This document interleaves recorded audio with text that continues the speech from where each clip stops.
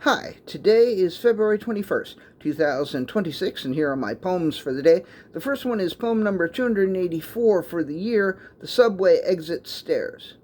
I still get annoyed when I'm headed toward the subway exit stairs and I find that I am stuck behind people who I think are going to slow me down.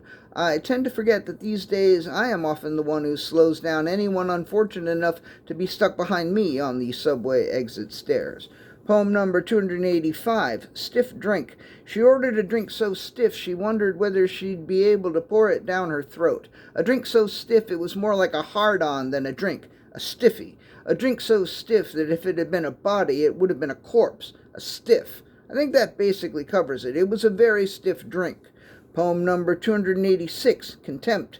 I don't know if he was just really bad at hiding his contempt for me, or whether he was so contemptuous of me he didn't care if I knew it or not, or if he was so contemptuous of me that he wanted me to know. Regardless, I couldn't help but admire the strength and consistency of his contempt. Poem number 287, She Tells Herself.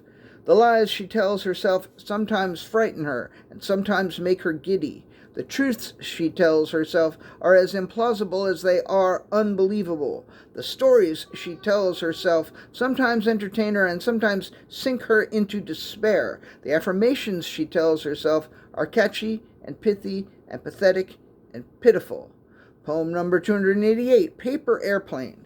He took a very big piece of paper and folded it into a paper airplane, but the lines were so long at security that he missed his flight. He promised himself that next time he made a paper airplane, he would get TSA pre. Poem number 289, Fallen. He couldn't believe he had fallen for it again. The horse in the casino, the ice cubes in the pajamas, the pudding made of concrete, the free trip to Yellowstone, the onions in the salad dressing, the envelope under the tablecloth, the unusual destiny in the blue sea of August, the turn of the screw, the confederacy of blintzes, the communion of saints, the forgiveness of sins, the night of the living dead, the heaping handfuls of sludge. And yea, though I walk through the valley of the shadow of the ultra-vixens, I shall fear no evil, but I will keep my eyes wide open all the time, because I am not special, I am not gifted or talented. He stood for nothing and fell for everything, and I could just as easily do the same.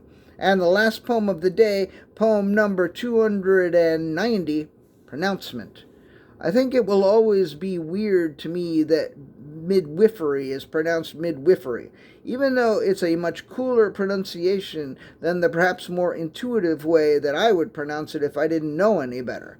I'm not saying that whoever decided that midwifery would be pronounced the way it is pronounced is particularly cool. It is possible that the person who made that pronouncement was a pronunciation nerd who was full of contempt for people who pronounced midwifery the wrong way.